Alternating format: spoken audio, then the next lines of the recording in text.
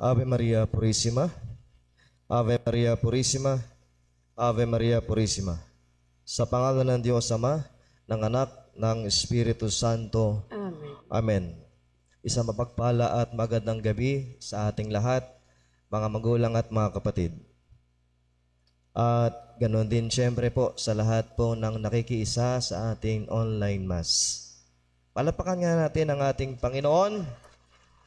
At siyempre po, ang ating mahal na Inang Birhen, ang Reyna ng mga Anghel. Mga kapatid, sa gabing ito ay dinadala tayo ng ating mga pagbasa at sa ating, lalo na sa ating mabuting balita. The word is charity. At ang charity, sa kanyang definisyon, ito'y isang uri o itong pinakamataas na uri ng pagmamahal. So this is unconditional love. No? So pero bago tayo dumako doon, mga kapatid, sa ating tema, naranasan na ba natin sa ating buhay na tayo po ay nagmamadali? Na talagang gustong-gusto nating gawin ng isang bagay na kailangang matapos na. Hindi bukas, kundi now na. Amen?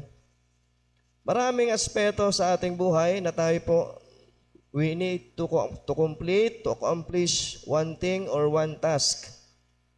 At meron hong sa mundo ho ng corporate, meron hong tinatawag na Eisenhower Matrix. Ano po yun? Dito kasi pinag-aaralan, yun pong alin yung urgent at alin ang important. Urgent and important, mahalaga yan.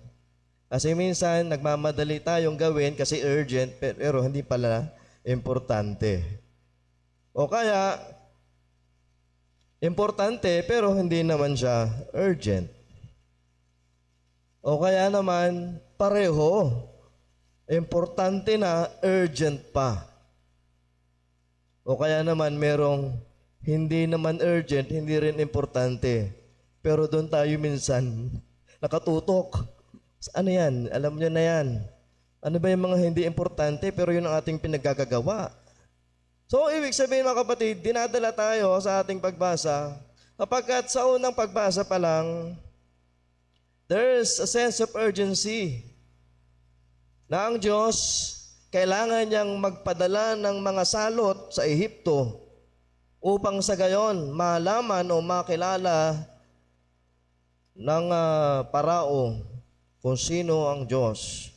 Upang maintindihan ng parao na kailangan palayain na yung mga Israelita. There's a sense of urgency. Is a sense of importance? Yes. Mahalaga sapagkat nais ng Diyos na iligtas na itong mga Israelita na ito mula sa pagkaalipin, sapagat narinig ng Diyos yung hinaing pag-iyak ng mga Israelita. At ito nga ginamit niya si Moises, and the rest is history. Sense of urgency. Kahit nga itong parao, alam niyo yung paraon, nagmamadali din. Ang sabi niya, patawag niya si Moises, nagmamadali sapagkat yung salot na pinadala, yung mga balang na ito, ay siya palang uubos ng kanilang pananim. So there's a sense of urgency kasi kung hindi gagawin ng paraon yun, ipatigil sa pamamagitan ni Moises, wala na silang makakain. Mga gugutom sila. So in the gospel, dinadala rin tayo mga kapatid. Yes, the main theme of the gospel is about the visitation of Mary to Saint Elizabeth. So there is also a sense of urgency. Because, mga kapatid, itong, siyempre, kung atras tayo ng konti, bago pa dumalaw ang mahal na ina. Alam niyo po ang sitwasyon na mahal na inang birhen during that time. Number one, yung mensahe sa kanya, yung balita sa kanya ng anghel si Arkanghel Gabriel na siyang magiging ina ng anak ng Diyos. Na siyang nasa sinapupunan na niya. So naandun, how big, how huge this responsibility is na nasa mahal na inang Birhen Maria. Imagine din natin na mahal na ina sa kanyang murang edad, sa kanyang pagiging kabataan, ibinigay ito sa kanyang napakalaking responsibilidad to be the mother of our Lord Jesus Christ. So naandun. So how, pero mapapansin natin, nung narinig na mahal na ina, na yung kanyang pinsan na si Santa Elizabeth ay nagdadalang tao din, doon agad pumasok sa kanyang isip, ay teka muna, yung pinsan kong ito ay, una, matanda na yung pinsan ko. Na marahil, ngayong oras na ito, kung 6 na buwan na siyang nagdadalang tao, marahil hindi niya alam ang gagawin niya. O sa kanyang katandaan, kailangan niya ng tulong, assistance. Kailangan niya ng may gagabay sa kanya o merong magiging katuwang niya habang siya'y nagdadalang tao. Of course, si San Zacarias, matanda na rin. At isipin natin na ito'y first baby ni Saint Elizabeth. O kaya naandun na agad, pumasok sa isipan ng mahal na ina, there is a sense of urgency. Kailangan kong pumunta agad doon. Kailangan kong agad na makarating sa tahanan ng aking pinsan. Mahalaga? Yes, mahalaga. Sapagkat kung hindi niya gagawin yon, of course, alam niya sa sarili niya na ginagabayan siya ng Diyos. Mahalaga itong gagawin niya sapagkat una, siyempre, mahal niya Santa Elizabeth. Pangalawa, yan nga, nagdadalang tao. So buhay ang pinag-uusapan dito. Kaya there's a sense of urgency and importance. So doon papasok yung charity. Bakit? Kasi ang mahal na ina, hindi niya inisip, pwede naman sabihin niya sa sarili niya, teka muna, ako na ang magiging ina ng Diyos. Kailangan ko pa bang pumunta roon, magpakapagod ako? Hindi ko na kailangan. Sapagkat binalita na nga ng anghel sa kanya, hindi naman sinabi ng anghel sa kanya, pumunta ka doon sa iyong pinsan. Bagamat in-inform siya. You see, mahal na ina, naandoon yung kusang loob na kailangan ako ng aking pinsan. I need to go there no matter what. Kaya mahalaga mga kapatid, this charity involves compassion, involves ito po yung pagmamahal at ito rin yung pagtulong sa kapwa. Kaya mahal na inang Birhen, hindi nagkatubili. Kung uso nga lang po noon, meron ng MRT o LRT. O kaya, kung uso na noon yung mga 4 wheels, baka mabilis na nakarating ang mahal na ina. Pero hindi na inisip na mahal na ina yon. Ang importante, makarating siya doon sa Judea. Kasi kung isa-search natin, mga kapatid, is almost more than 100 kilometers. Ang layo. Kung lalakarin natin, ilang araw kaya tayo makakarating? O, di ba? So, mga kapatid, mahalaga na tinitingnan natin ang bawat detalye na ito. Pero ito ay nalagpasan ng mahal na inang Birhen because of her being charitable. Sapagat alam niya sa sarili niya na kailangan ako. Kailangan kong ipakita ito. Sapagkat ang charity means the act of love.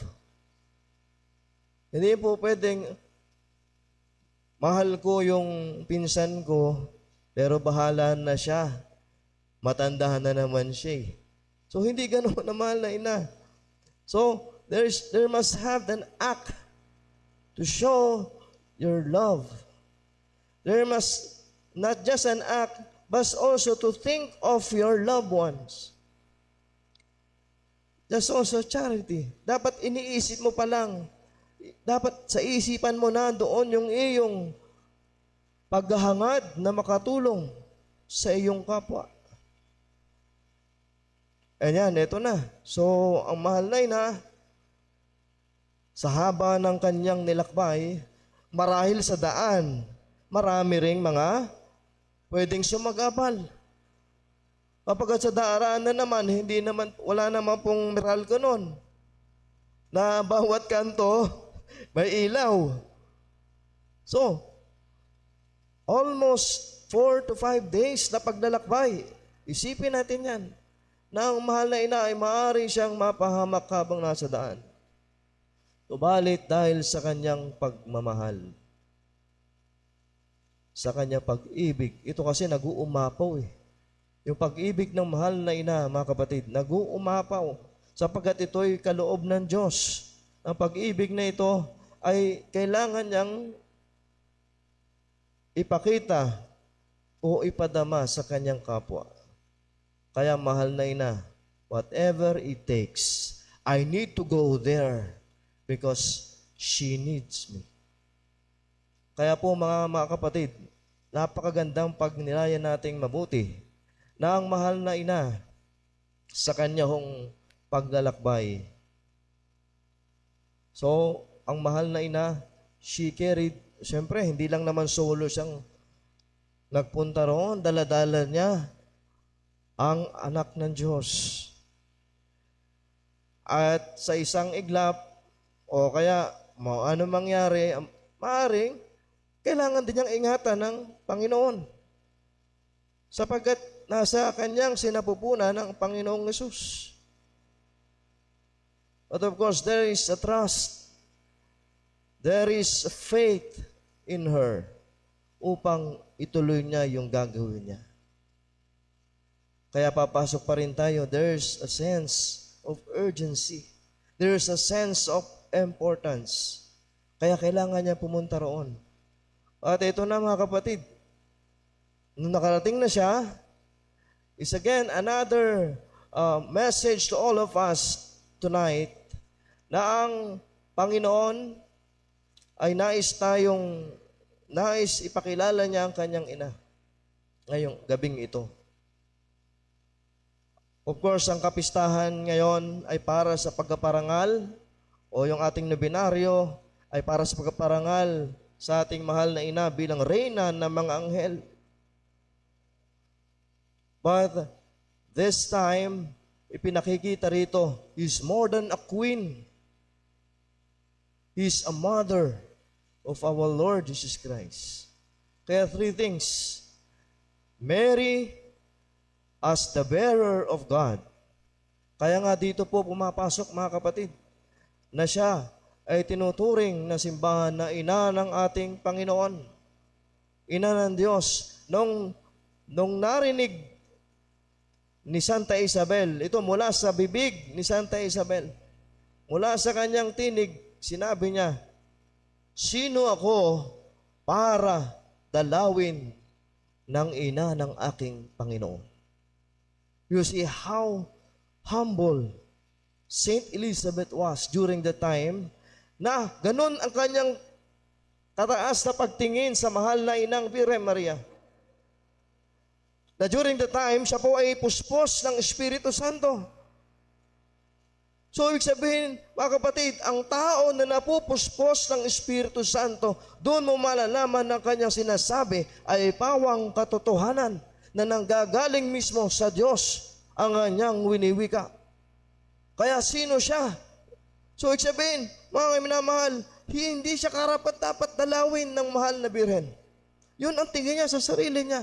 Bagamat siya puspos ng Espiritu Santo. So, kung makita natin, ganun kataas ang pagtingin ni Santa Elizabeth. Sapagkat siya ina ng Panginoon na hindi natin pwedeng paghiwalayin. O ina siya ng Panginoon sa pagiging, sabihin natin, di ba? The Lord is man, a human. The Lord Jesus Christ is human and also God. Pero di natin pwedeng paghiwalayin yun. Sapagkat iisa siya. Iisa ang kanyang pagiging Kristo Jesus. Kaya mga kapatid, ang mahal na inang birhen, dito sa gospel na ito, pinakikita, Mary is the bearer of God. Nagdadala siya, dinadala niya ang Panginoon. Second, mga kapatid, Mary is also brings God to us. Same sa pinakita niya na siya mismo, daladala niya ang Panginoon patungo kay Santa Elizabeth. At ano po nangyari? Napakaganda mga kapatid. Ano nangyari nung dumating na ang mahal na ina sa bahay ni Santa Elizabeth? Una, ano niyo po yun? Naglulundag ang anak niya sa sinapupunan niya na si Juan. Na ibig sabihin mga kapatid, yung presensya ng Diyos na nasa mahal na inang Birhen Maria ay nararamdaman ni Santa Elizabeth noong oras na iyon. Maging yung kanyang anak. Kaya mahalaga mga kapatid, Mary brings the Lord to us. Ang nagiging resulta pala nito ay napapabanal niya ang sino mang nakakarating o nailalapit niya sa Panginoon. Kaya mahal na inang Birhen Maria, mga kapatid, since He's a bearer of God, He also brings God to us. Hindi po siya nagiging, hindi siya naging makasarili. It's a model of charity na mismo ang kanyang anak, hindi niya pwedeng ipagkait. Kailangan niya itong ipagkaloob. Kailangan niya itong dalhin sa tao. At ang unang nakinabang, Santa Isabel at si Juan na nasa kanyang sinapupunan. Kaya mahalaga mga kapatid, ang mahal na ina, yan pala ang role niya eh. He brings the Lord to us, to every one of us, so we can be also become holy. So ito na, Mary is also leads us to Christ. Alam nating lahat mga kapatid, ang mahal na inang Birhen, siyempre nung sinilang na niya ang Panginoong Jesus, hindi naman natapos ang role niya eh. Kundi ang role niya, dalhin ang lahat ng tao sa Panginoong Jesucristo. Kaya po mga kapatid, mahalaga ang mahal na ina as a model of charity. Is not just model of charity, he was also a model of faith.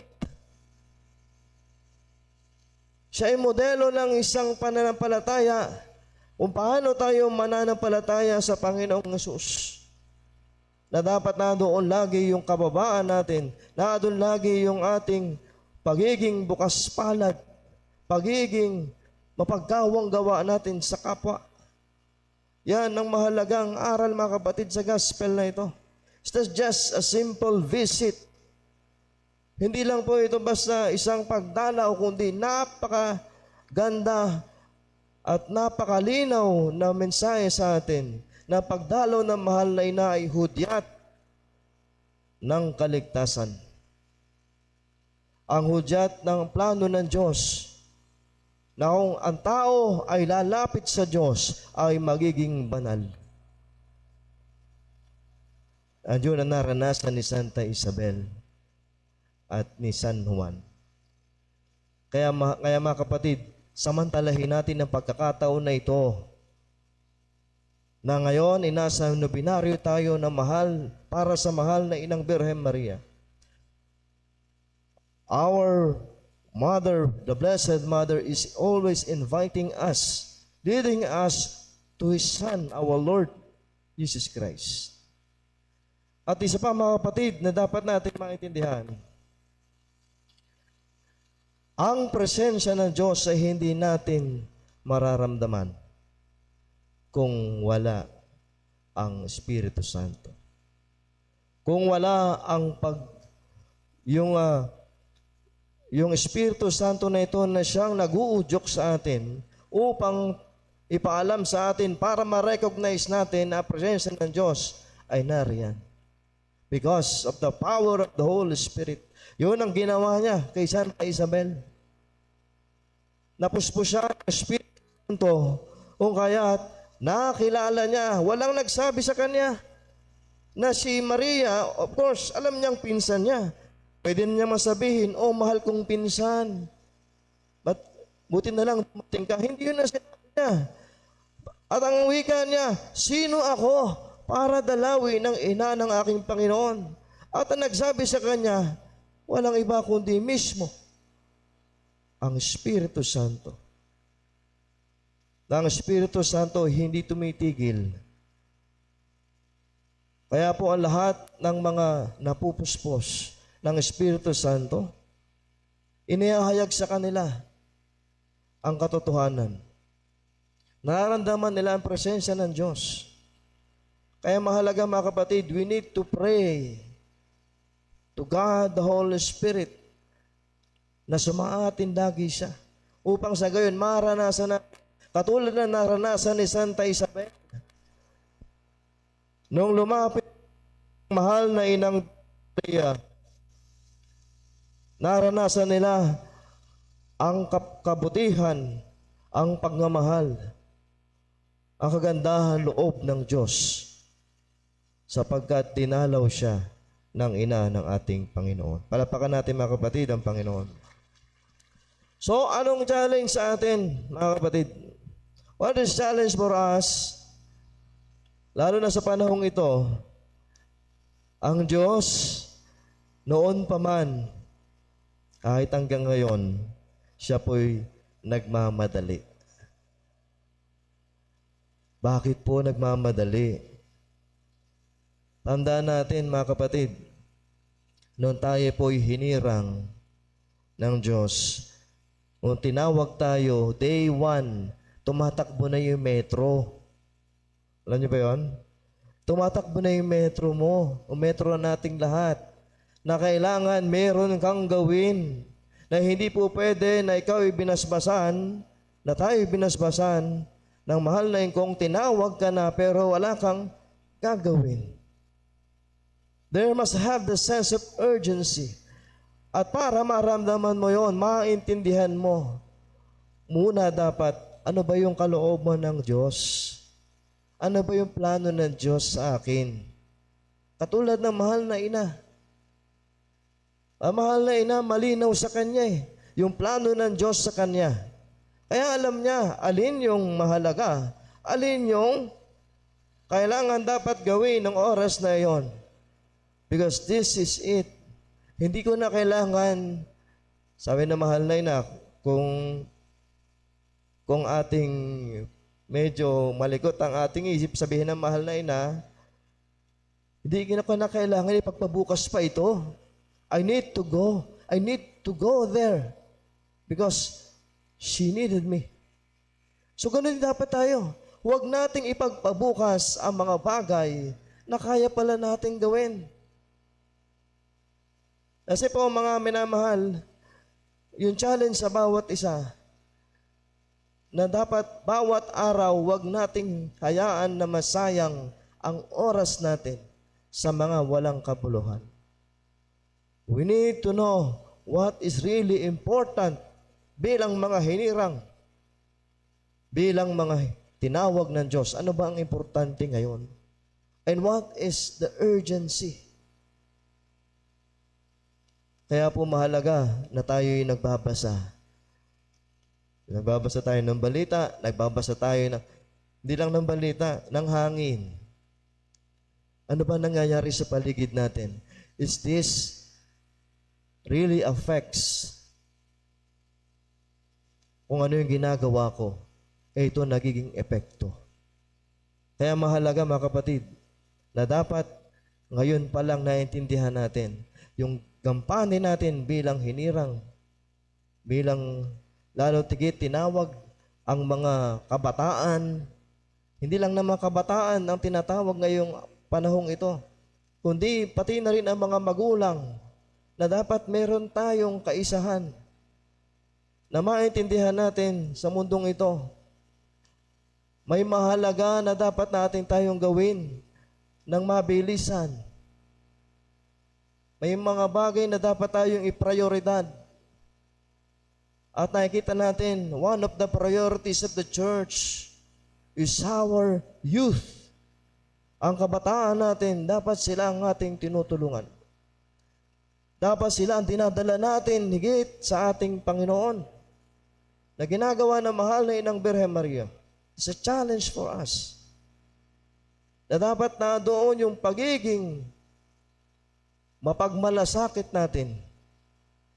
Yes, mga kapatid, mayroon tayong tahanan. At yung tahanan na ito, dapat dyan pa lang, we need to guide, we need to ibigay natin yung ating puso sa ating mga anak, sa ating mga kabataang ito, na sila'y tulungan upang sa gayon matupad ang kalooban ng Diyos.